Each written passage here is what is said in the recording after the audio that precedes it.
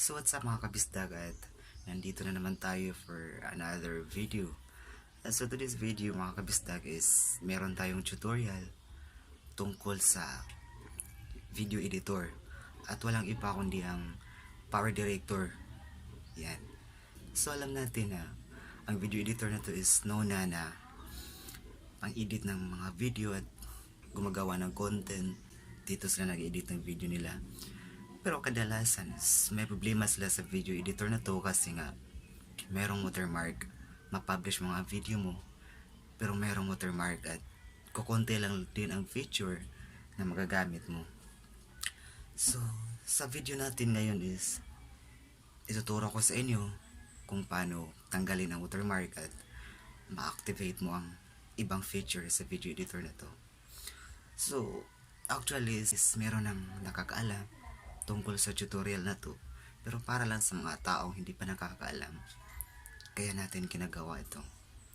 So at simulan na natin at papasok na tayo sa ating phone screen. So let's go. So at yun nga, at nandito na tayo ngayon sa ating phone screen at simulan na po natin ang pag-download. Si Market, ayan. So lumabas na, click nyo lang.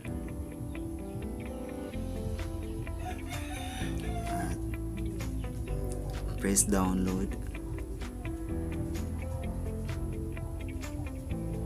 Ayan. Download. So makikita nyo, downloading na po siya. Antayin nyo lang natin na matapos.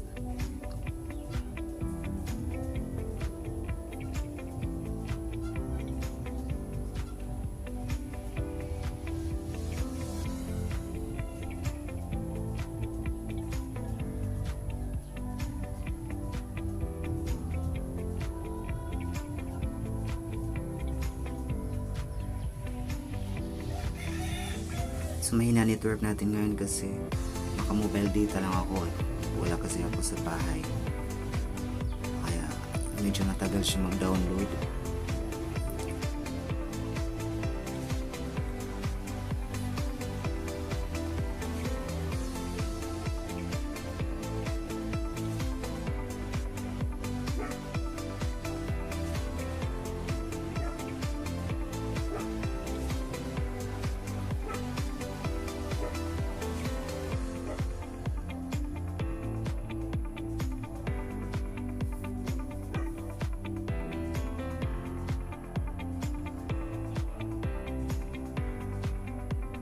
Ayan, tapos na siya mag-download, kaya i-click pa natin.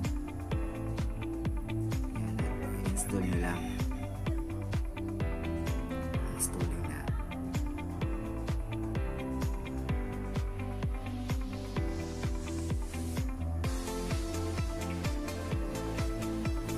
Ayan, tapos na siya mag-install, kaya pwede nyo na siyang i-open.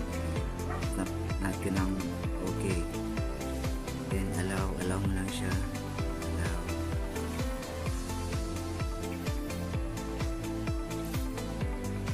Then so ito na po ang ating is Market. At dito sa search box na to is dito nyo i-type yung power director. Yan.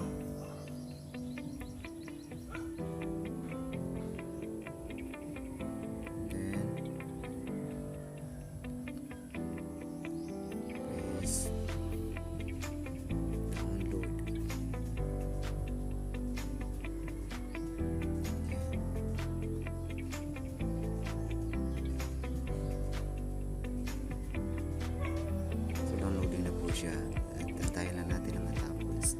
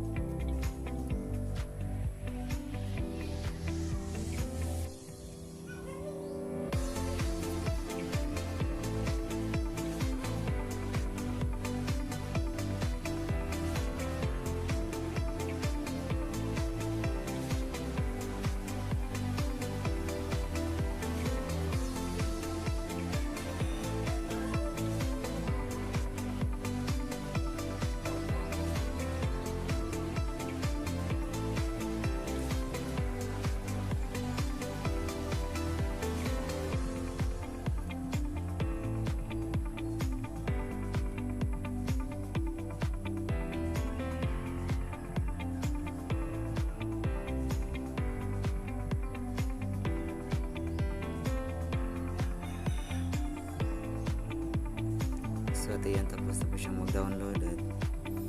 So before you proceed is kailangan yung i-off ang mobile data nyo or wifi ang gamit nyo. I-off nyo muna tsaka nyo i-download. I-off mo natin ang ating mobile data. So pwede nyo na i-install ang Power Director.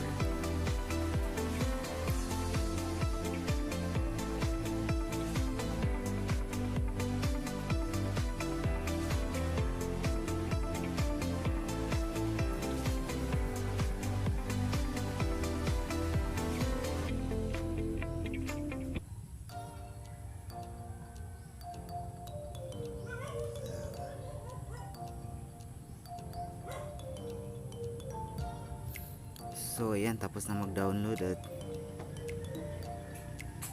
i-try natin i-open, no? So first open.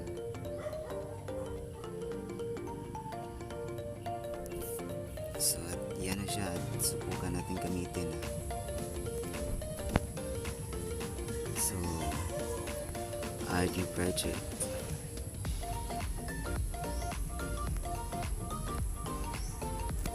So ito para ayan.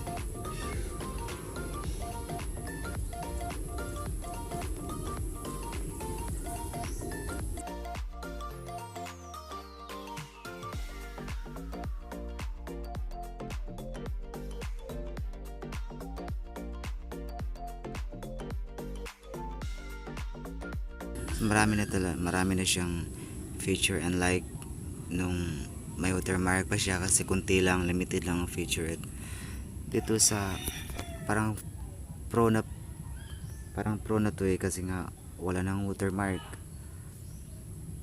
Kaya sana nag-enjoy kayo sa video natin. At so yun lang, is follow nyo lang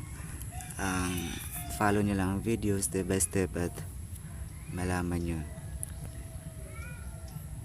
So at yun nga, at sana nagustuhan nyo ang tutorial natin for today. So see you for the next video.